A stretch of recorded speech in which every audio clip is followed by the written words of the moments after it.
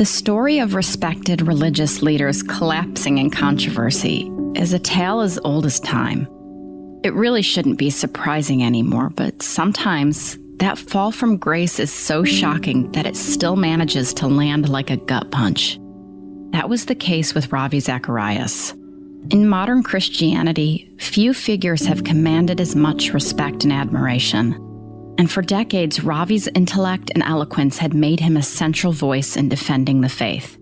He was revered as one of the greatest apologists of our time, a man who could step into the most hostile environments, on the stages of the most prestigious universities, and defend the Christian faith with grace, intelligence, and what appeared to be genuine humility. Every once in a while, he'd comment on the culture war issues that evangelical leaders were expected to take a stand on. But where Ravi truly shined, and what set him apart, was his unique ability to articulate profound philosophy and complex theology in a clear, compelling, and memorable way. We're talking the big questions, like the existence of God, the problem of evil, and the very nature of truth itself. And he managed to tackle these topics with such warmth that it felt less like the pontificating of an ivory tower expert and more like the wise counsel of a trusted friend who also happened to be a friend to millions and millions of other people, thanks to his books, radio program, podcasts, and the worldwide reach of his organization, RZIM. Because of his rare combination of intellectual rigor and authentic human warmth, some called Ravi the C.S. Lewis of our day. That title was echoed by then Vice President Mike Pence at Ravi's funeral in 2020. When I heard the news of his cancer diagnosis and eventual death, I actually wept. I'd admired him for years and used to listen to every single episode of his radio show. By 2020, I was already in the midst of my own personal deconstruction, questioning and grappling with the fractures I had started to see within the evangelical world. But I still felt a deep, genuine sense of loss. Here was a man who had lived an exemplary life, a rare example of a Christian leader who seemed unshaken, untainted by the scandals that had plagued so many others in his position. My husband and I talked about what a great man he'd been, and how he truly walked the walk and lived an upright life. Finally, a religious leader who was worthy of respect, who wasn't a hypocrite. I watched parts of his funeral with a sense of reverence.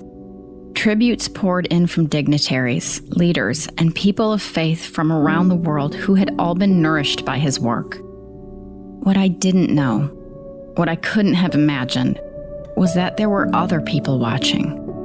Women who had experienced an entirely different side of Ravi Zacharias.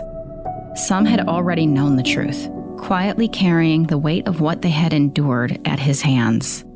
Others, in that moment of public mourning, suddenly pieced together years of confusion, manipulation, and betrayal, realizing for the first time who he truly was.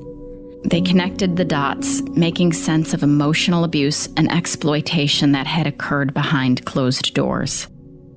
These women who knew that Ravi, who was celebrated and adored worldwide, was a very different person when the cameras and microphones were turned off. Because behind the public legacy, there was a hidden story. A story of grooming, exploitation, and abuse. A story that had remained largely untold while the world looked the other way. Ravi talked a lot about the concept of truth, and he was seen as a champion of truth. But the truth about him would eventually shatter his legacy and unravel his carefully constructed image. One of the women watching that day, Lori Anne Thompson, had tried telling the truth a few years earlier, and as a result, she had been absolutely vilified and ostracized. The message was essentially, "Don't you dare attack our hero, or you'll pay." But Lori Anne's courage would eventually ignite the chain of events that brought the truth to light, revealing the man behind the polished public persona. In a way, Lori Anne would fulfill the very mission Ravi had espoused throughout his ministry, not by defending an ideal, but by pursuing the truth, no matter the cost. I'm Leah Denton, and this is Psychotherapy, a show dedicated to providing survivors of therapy harm a platform to share their stories and to offer language for those of us trying to make sense of our own experiences with the psycho in the therapist chair.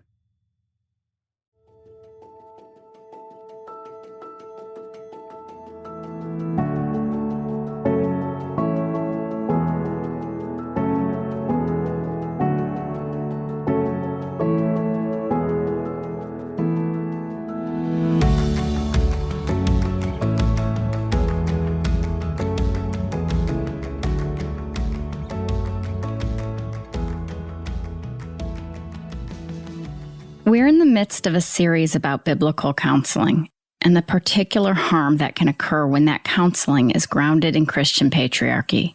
While the story of Ravi Zacharias may seem like a departure from what we've been talking about, the themes are there.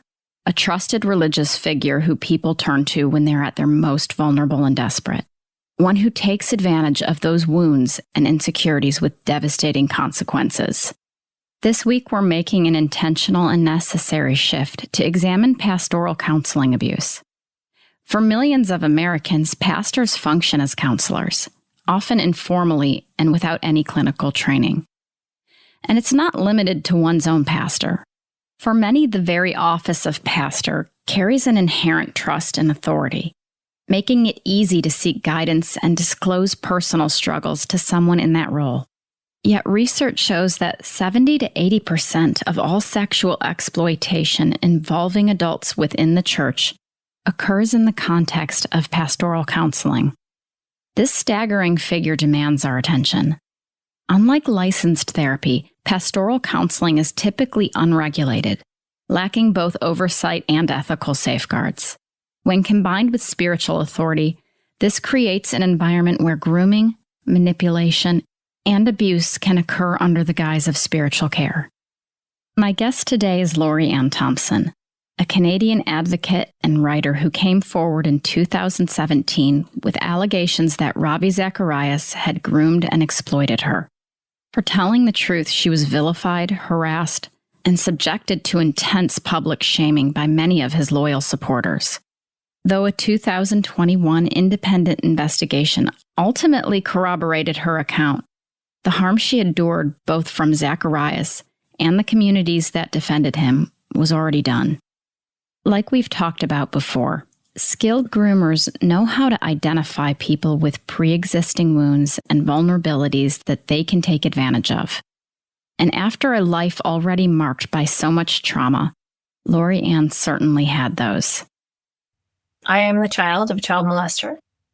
I was born into the home of a serial sexual abuser and raised in that home that formed me and fashioned me in many ways, deformed me, deformed my personhood and my personality, and even my own psychology.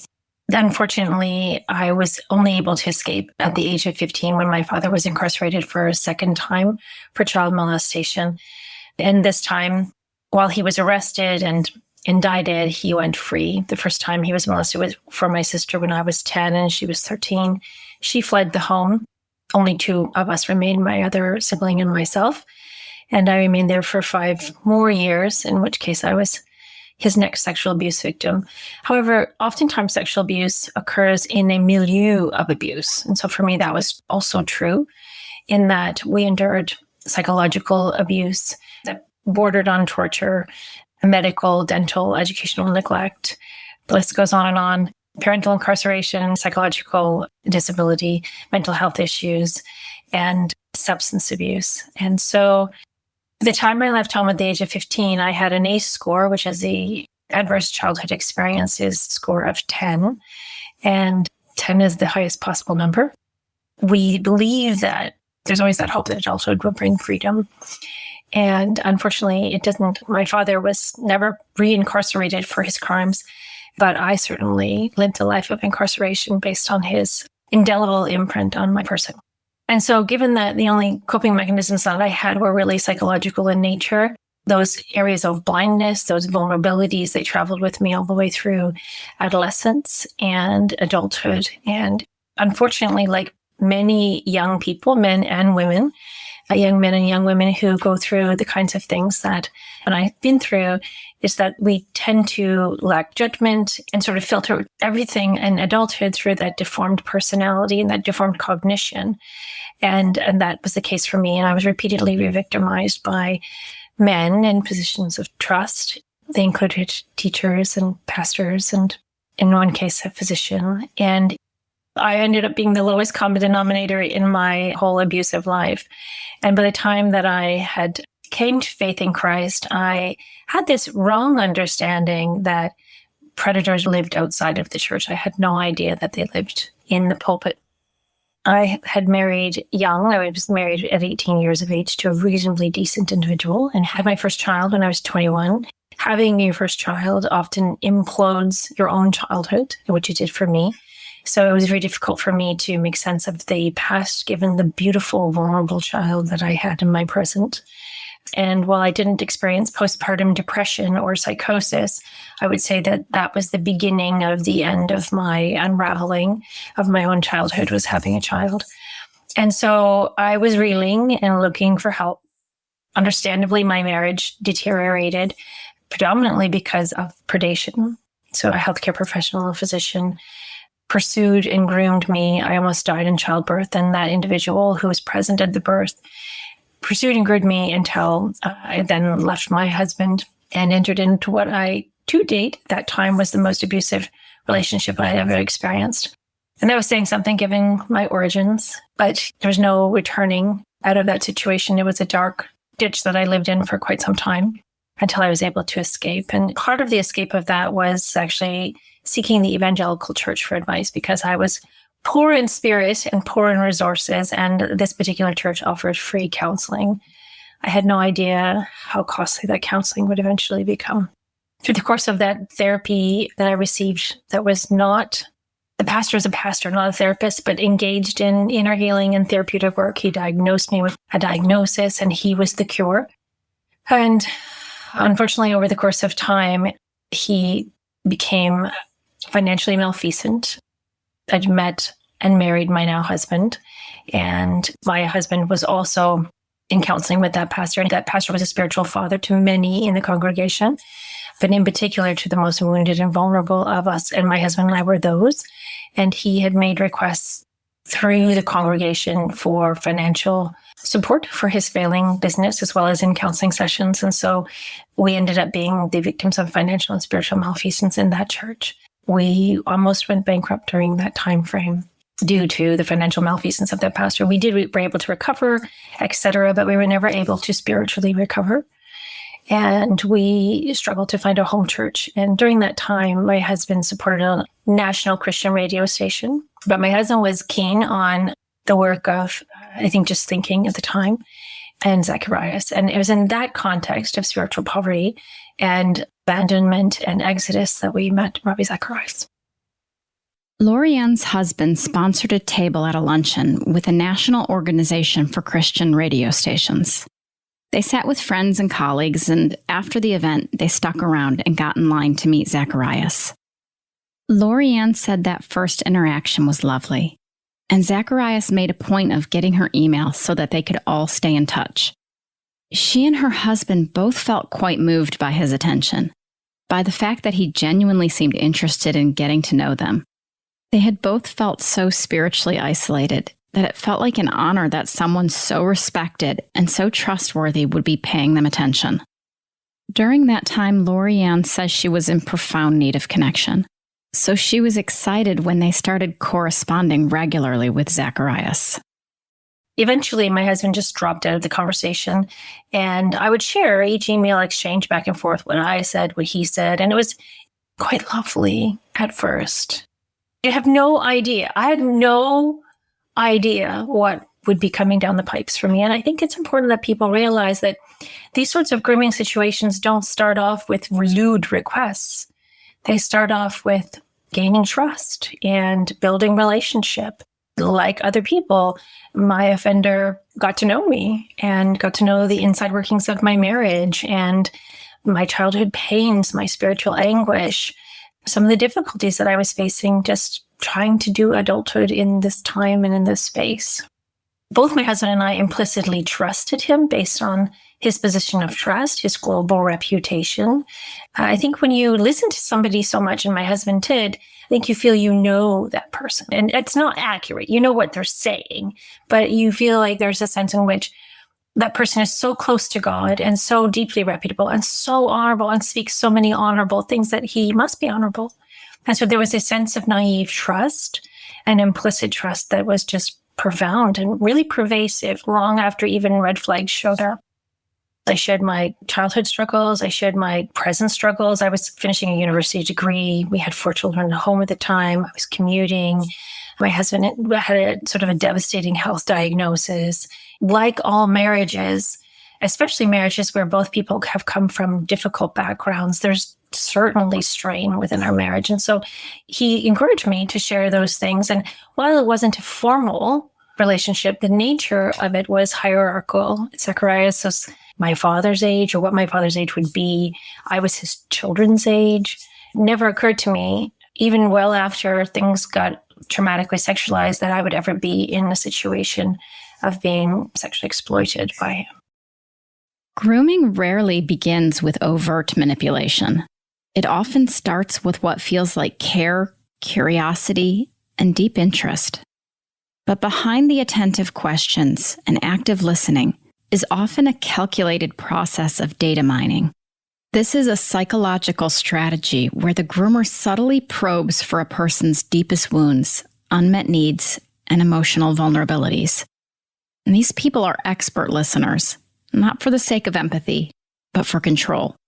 The more intimate the disclosure, the more leverage the groomer gains. In religious or counseling settings, this dynamic is even more dangerous because the victim often believes they are in a safe, trustworthy environment, making them more likely to open up and less likely to recognize the manipulation as it unfolds. I now understand that trust is earned, not bestowed.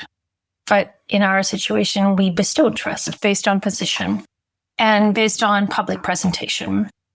I would say that grooming looks an awful lot like somebody getting to know you, being interested in you, asking the right questions, getting all the answers, really in a way unveiling not only your personal struggles, but your deep, intimate, spiritual struggles, your questions about God. If that person, of course, is inclined in any aspect of any faith, it doesn't have to be Christendom. Unfortunately, Christendom doesn't have the corner on the market on this.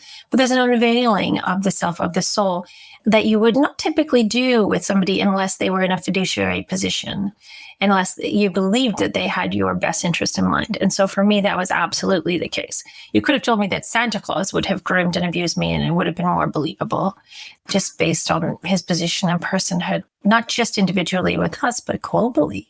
I couldn't even believe it even after it happened.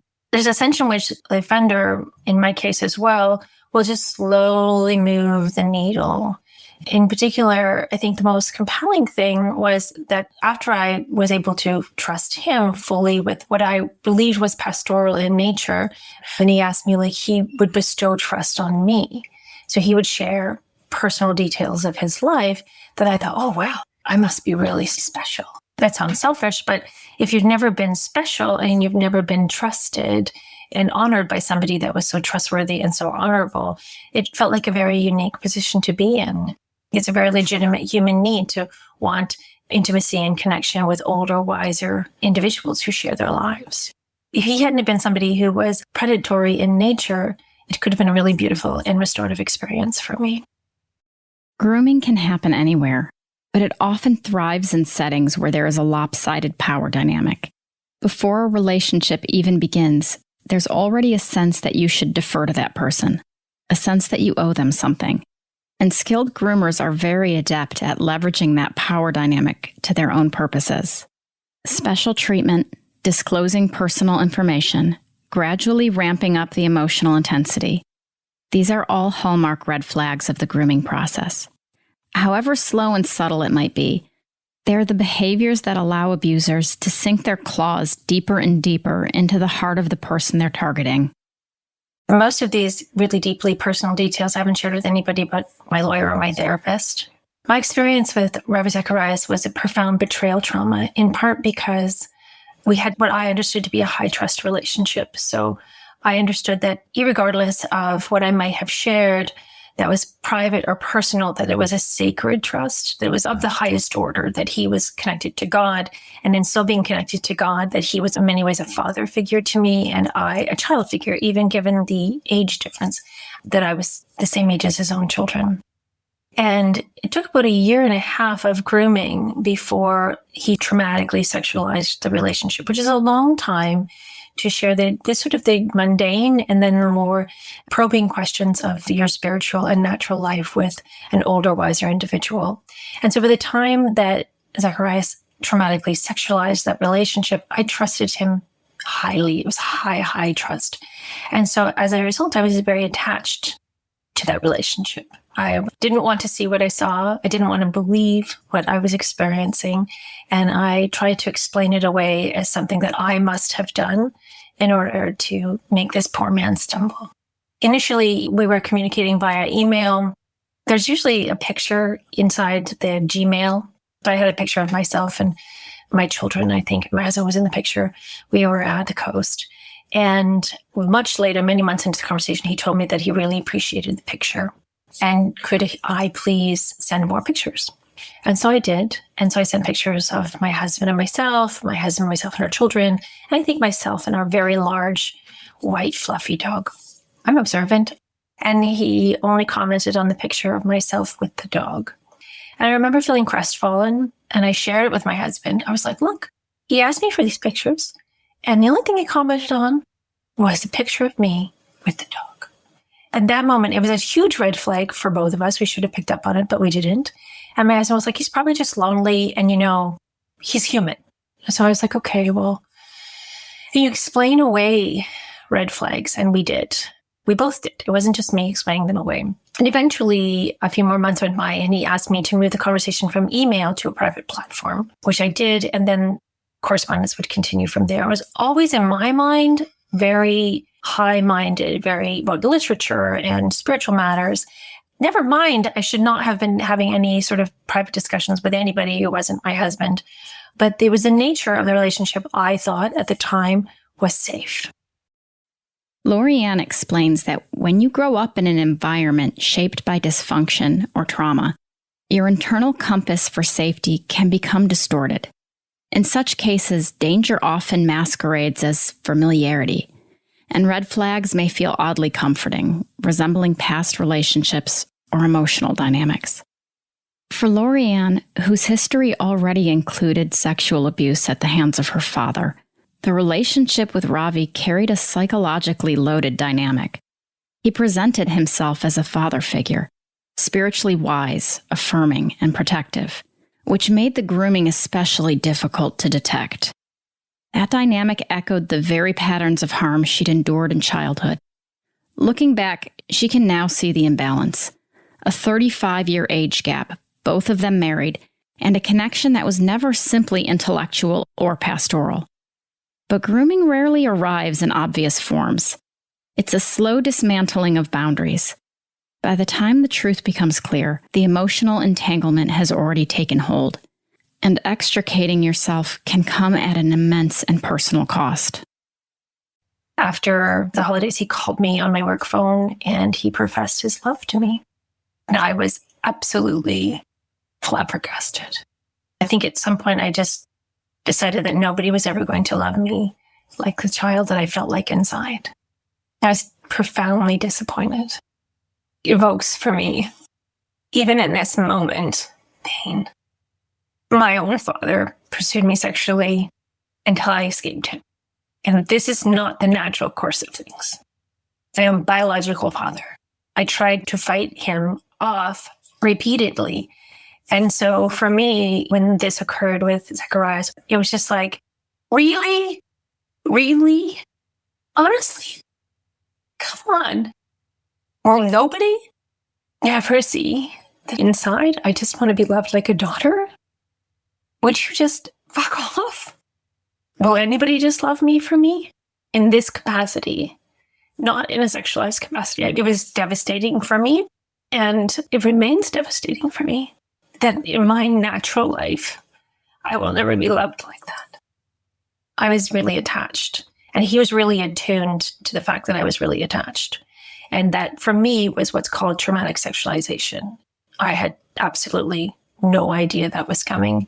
And once he made his proclamation, it took several more months of grooming before he was able to gain photos of me without my clothing on. I was increasingly suicidal. And he, I think, was increasingly thinking, this isn't worth this.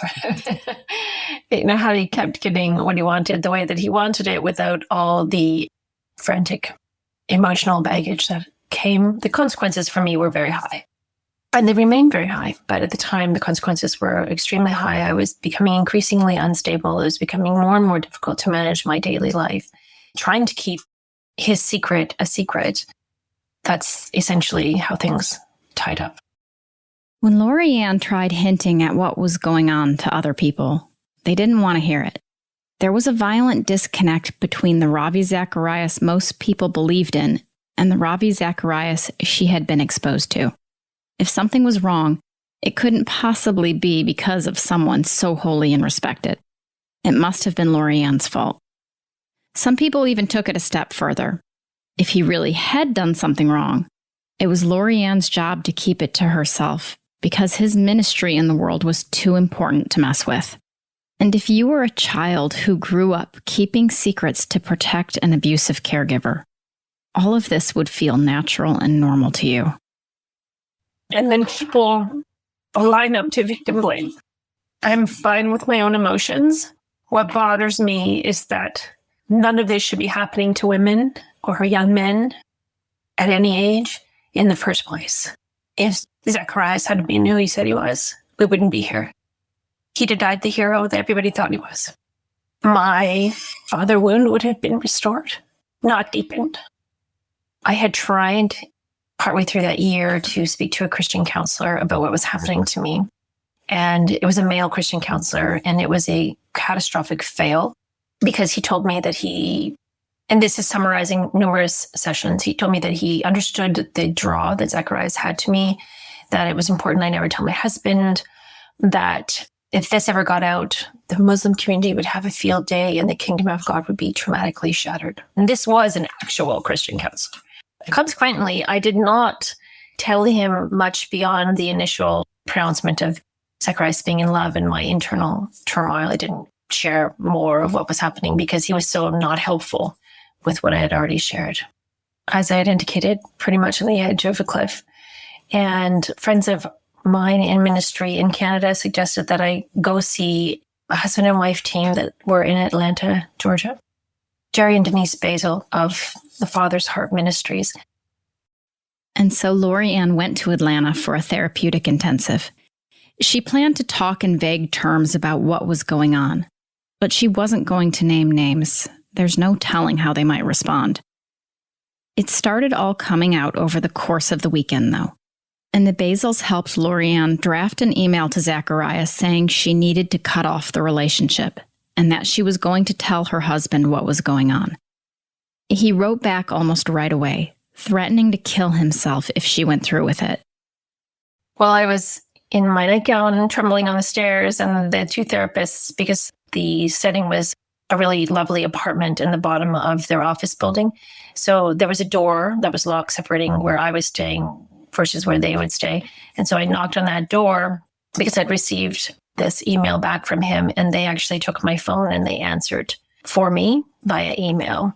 I was like, oh my gosh, he's going to commit suicide and it's all going to be my fault. And I was very deep in self-blame and profound shame.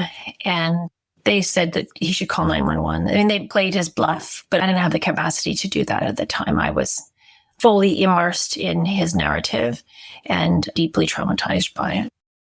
Lori Anne also emailed her husband that weekend, telling him what had been happening. He didn't respond well. And the next several months were a gauntlet of people piling blame on Lori Anne. Her own shame was already intense enough. So to be accused and villainized by so many others was almost too much to bear. I think that many people, husbands included, often go, well, you must have chosen this individual over me. There must be something about this individual that was more interesting or appealing to me, when that's just not the case. Many, many, many men are very A-type. My husband's A-type and can't even fathom the notion of what it would be to deceived and groomed into doing something that was outside of your own moral code, as well as that this was abuse and non-consensual in nature. It took a long time in my own house to find a sense of safety. It took us about 1.5 years, I think. But then once Zacharias sued us, that became a public narrative that I was an extortionist, that I had set up the entire situation to swindle money out of him, that I was basically a shakedown person that sets up individuals, not just myself, but also my husband was accused of being party to this, that he and I together are the sort of people who commit these types of egregious crimes to set up godly men to basically take their money. Eventually, I had to come to the realization that what I wanted out of that relationship was a pastoral father-daughter relationship, a mentoring relationship. And if he had have been trustworthy, then we never would have gotten anywhere else, because I didn't initiate it and I didn't want that. But even if I had have initiated, which I didn't, it would have been his job to make sure that nothing untoward had happened in that relationship. And so there's also a place inside of myself where at some point I had to say to myself, this is not what I wanted. This has never been what I wanted from a father figure. And I don't care what anybody else says, including my husband. This was not an affair. So it would have been easier to heal my marriage if I had have confessed to an affair. Because most men can wrap their head around an affair, and many men can forgive an affair. It is tremendously difficult for many men to wrap their head around clergy sexual abuse. It is a crime. It should be a civil crime. It should be a criminal crime. It's certainly a crime, and it's certainly an ecclesiastical crime. It's an ecclesiastical crime that far too many people get away with. For many adult survivors of grooming, there usually comes a pivotal moment when everything snaps into focus, when you finally see the person for who they are. It might be a subtle shift, like catching them in a lie, or sensing a flash of cruelty, or maybe it comes after you realize you've been discarded. And this is when the cognitive dissonance begins to collapse, and the realization lands.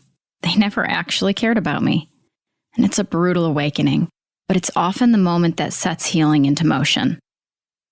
The first time I realized, wow, he's a big fat liar, was when my husband asked him via email, why did you ask for lewd pictures of my wife? And he did. He did. He said he did not ask. And I was like, whoa, wait a minute here. I know what happened and I know how it happened. And so if he had just kept going with the narrative that he was a fallen person, that he fell in love and blah, blah, blah, all the things that he had said to me, then I don't think any of this would have become public. I would have believed his narrative. I would have swallowed the lie that I was culpable or that I was complicit in my own abuse. I would have believed at some point, or I would have made myself believe that it was not entirely abusive in nature, that somehow I had coerced him or something like that. But because he changed the narrative, because he outright flat lied and threw me under the bus, then I knew, okay, wait a minute, he's been lying to me this whole time, which seems ridiculous now. But at the time, that was my first revelation that he's a liar. Zacharias and RZIM sued Lori Anne and her husband in 2017, claiming that they were trying to extort and shake him down for money, that the whole relationship had been a long con so that they could blackmail him. There wasn't enough for criminal charges, so the case played out as a civil lawsuit. Lori Anne knew the accusations against her couldn't hold water, but she was coerced into settling and signing an NDA. Thanks in part to the strong-arm tactics of RZIM's key financial backer, Bill Huang, a billionaire who, incidentally, recently received a 19-year prison sentence for racketeering, the very thing they were accusing Lori Anne of. After the settlement, the saga was far from over for Lori Anne. That same year, the Me Too movement was really taking off, and it seemed like the whole Christian community was lining up against her, accusing her of hopping on the bandwagon, fabricating her own Me Too movement by hurting a good and godly man. I was tarred and feathered and lit on fire. Not just my local community. I lost my home. I lost my career. We were in a Christian community where we kept a cottage. We sold that. We literally packed up lock, stock, and barrel over the course of a couple of years and just left absolutely everything other than my husband's work that we could think of. And we sealed ourselves in a smaller home that we could manage because we were both so deeply traumatized. We both entered into intensive counseling. I stayed in it much longer than my husband did. Over the course of time, our marriage healed. All through that time frame, the online cacophony was loud and impossible to ignore. I was utterly vilified, not just locally, not just nationally, but globally. We had the receipts. Nobody ever investigated his claims. They just believed his claims, including the journalists. Putting the journalists at Christianity Today at the time, who have since apologized as well and made right. I think just having the evidence for our narrative being true that nobody had ever even taken a cursory glance at except for Julie Royce. I didn't ever try to make anybody in my local sphere believe me. Nobody did. So I just cut off communications with everybody. And if they believed any part of it, they believed I had a part in it, that I was somehow complicit. And I could not then and cannot now remain in a relationship where somebody believes that I was a co-conspirator in my own abuse, my own demise. Nobody would willingly do this to themselves and their family or anybody else. You'd have to be psychotic, and I'm absolutely not. Lori Anne and her husband moved in 2018, and she went back to school for a master's in advocacy and policy. By then, it seemed like any chance for justice was long gone, and speaking out would only risk more harm and vitriol, which had already driven her to the brink of suicidal ideation more than once. She mostly stayed home and kept to herself, trying to recover physically, spiritually, and emotionally. She graduated in 2020, then COVID hit, and in April of that year, Ravi Zacharias died from sarcoma. Immediately, the eulogies and adulation poured in from all over the world. This was a giant of the faith, and to many, including many prominent people, his death was another tragedy in an already tragic year. But beneath all of that, other voices began bubbling to the surface too. Once Zacharias died, a particular survivor who he abused during the time that he was alive, obviously, in Atlanta and co-owning some spas. Her name is Vicky Blue. She came forward to a gentleman by the name of Steve Baughman, who was trying to investigate Zacharias, and told him that she was abused by him when she was a massage therapist in that organization. And Steve Baughman contacted me via email and said, "Do you think this story's true?" At this point, it all had died. Like, I was a villain. She died a hero. The vice president of the United States was at his funeral. I wanted to dig a hole and die. Nobody would believe me anyway, so there's no point. We had signed a non-disclosure agreement. There was always a constant threat that they would sue us if I said anything whatsoever, even a sideways glance. And I lived under a great deal of fear of that. But I said to Steve Baughman, it most definitely is true. I know it sounds outlandish, but for sure it's true. And that was the end of it. I didn't hear anything more of it. Miss Blue did not want to speak to me, and so that was the end of the story. But Miss Blue and several others did speak to Christianity Today, the year that Zacharias died, and these brave women were handled properly with Christianity Today.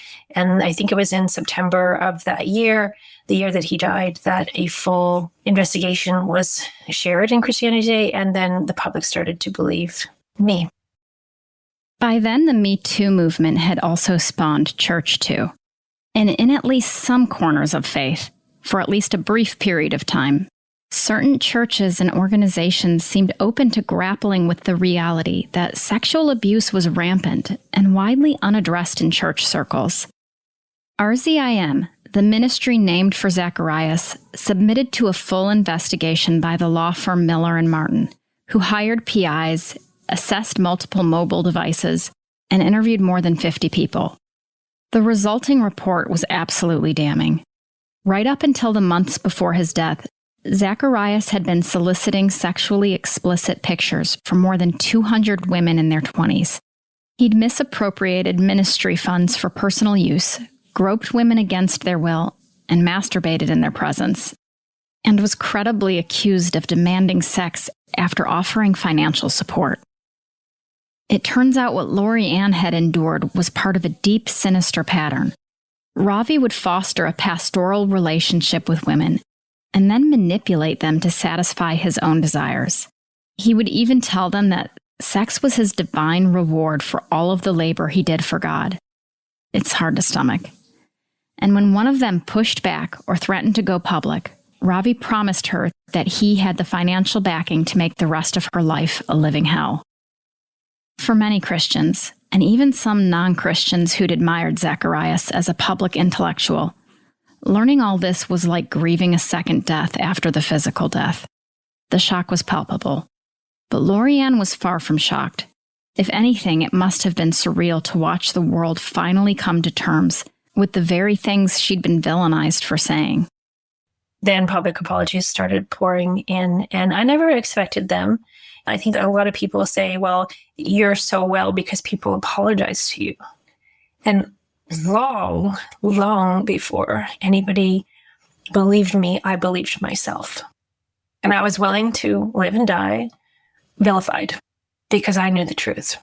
But I do recall when one of Zacharias's employees, Sam Albury, put on social media that he believed me. And he hadn't spoken to me. He had just read the Miller and Martin preliminary report. I remember posting something like, wow, I'm sitting at my kitchen table and I have just joined the fellowship of the finally believed. There was a flood of people that sent, and I should have kept them all, and maybe I have some of them written the records, I'm not sure, but sent letters of apology. And I responded to every single one of them. So I believe things that were not true before. And I have taken actions that I profoundly regret based on believing lies. And so I have a lot of grace for people who were deceived, including people who were deceived about me. And when I didn't get any sort of public justice, I decided the only thing I could change was to be the justice and the peace and the grace that I wish I had have received. And so every person that wrote to me or reached out to me, I responded in the way that I really wished I had have been received, with grace, with dignity, with forgiveness. And when I heard from Carson, I was really moved. He is a really interesting individual, and I love hearing how people came to understand the truth. I love hearing their story of revelation, in part because I love to watch the soul be set free in the truth. Yeah, I really appreciate Carson, and I appreciate his integrity. I appreciate the price that he's paid because it's been really high. Every single person that was involved with Zacharias in some way, every single one has paid a really, really high price. The Carson that Lori Anne is referencing is Carson Wheatnauer, a former RZIM employee who'd initially helped to protect Zacharias, but eventually underwent a very public process of reckoning and accountability, a process that is remarkable because it's so rare. I'm grateful to say that we'll be talking to Carson in an upcoming episode. In the meantime, I asked Lori Anne if she had any advice for anyone who might be going through what she went through, or how we might help prevent those situations in the future. I think the first would be prevention. Number one, don't talk to any man who is not your spouse about the inner workings of your soul. And I don't care if it's your employer or even a male pastor for very long. And this is controversial, I think, but I would really encourage females to have a female therapist. I think that there's some things about the female experience that only females can understand and only females can counsel. Biological females, I'm not trying to exclude other ways of being in the world, but if I'm self-referencing as a biological female, so I really feel strongly about that. And I would say to any person who is experiencing this profound betrayal trauma of either clergy sexual abuse or anybody in a fiduciary duty that was in your care, to take the time to get the therapy that you need with a licensed counselor, with somebody who you can report back to, or the board that you can report back to. I would also say that trust is earned, not bestowed, and trust needs to be maintained. One of the hardest people to regain trust in is yourself. I'd also say that you're not the cause of your trauma, so you're not responsible for your trauma, but you're responsible for your healing, even if a so-called healer wounded you. So that's not the end of the healing process for you. They may have complicated your healing process, but healing is still available to you. There are all sorts of resources, books, podcasts, video casts, social media groups. Anything that is hidden, that is not under a fiduciary duty, will be revealed. And so make sure that you keep your circle of trust really small and really, really sacred, and that you learn to trust yourself, that whoever you have at your sacred table, whoever your trusted people are, they help you to think for yourself, to feel your own feelings, and they, most importantly, do not intervene on your behalf, that they do not tell you what to do, that they empower you to make your own decisions. I would also say that it is absolutely integral that you develop critical thinking skills. Many of us have not been taught how to think or how to process the things that we feel, and we defer those things off onto other people. The most critical thing in healing is the empowerment of the survivor, and nothing that happens that is not within her control, within her governance, within her wheelhouse, anything that does not grow her capacity or his capacity is probably an intervention that is not going to have the desired outcome. And for anyone who's been hurt by someone they trusted, Lori Anne offers a reminder. Sometimes awful things happen, and you're not required to make sense of them or turn them into something good. Some things are just wrong. And yet for her, the healing she's found isn't just in spite of the trauma, but in some ways because of it. I would have continued with a profound early wound, multiple profound early wounds, that I would have continued to try to fill with other people or look for it. You know that childhood book, Are You My Mother? Are You My Mother? I think it was a Dr. Seuss book. I had that search inside of myself of, can you please tell me who I am? Because I don't actually know. And that's normal modeling that happens in early childhood. And it's a normal, healthy, natural need. Am I good at this? Am I good at that? Am I not good at this? Am I good at that? Am I cute? Am I capable? All the things that a child looks to their parent to receive. We know we have children. I would have kept looking for that through this process of really being stripped completely down to brass tacks. I have been able to discover that I am a person I really like. And I have learned how to, in many ways, self-parent. And I have learned the masterful art of self-protection. I think that I would have continued to be vulnerable until I died. And so I heard recently, and I haven't dug into it yet, but the root word for blessing has to do with blood. And I think that anytime that there is a wound, there's usually blood. And I think that this profound wound, it was almost lethal. In it, somewhere, has been a profound blessing, an incredible discovery of my own soul, my own spirit, and a capacity to control my own destiny in a way that I just really do not think would have come about otherwise. I feel like an agent in my own life. I am a person who makes things happen instead of a person to whom things have happened. I am so grateful that Lori Anne was able to speak with me. Her story is unique because of how public and how high profile it was, but it's also far from rare. I hope her courage makes it a little easier for others to tell their stories, and a little harder for the rest of us to look the other way. I want to give a special thank you to the writer of this show, Bo Denton, and to our incredible audio engineers at Peachtree Sound. I hope you'll join us next time as we continue this series with our guest, Carson Wheatenauer.